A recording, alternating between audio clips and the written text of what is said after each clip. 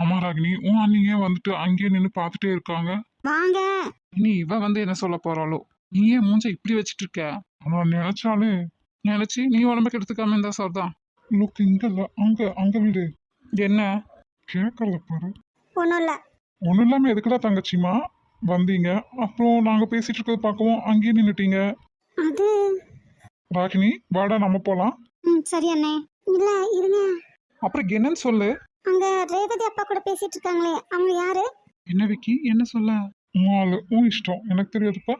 சரியான நேரம் பார்த்து காலை வருவீங்கடா. ஏங்க முதலாளி அம்மா கூப்பிடுறாங்க, அங்க அங்க திரும்பி இழுக்கு விடணும். சரிதான், நல்லா அண்ணன் தங்கச்சிடா.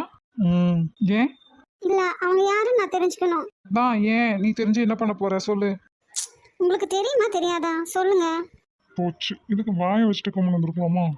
அவங்க அவர்தான் குடோன்ல ஏரியா இருந்தீங்கல்ல, அப்போ உங்களை காப்பாத்தி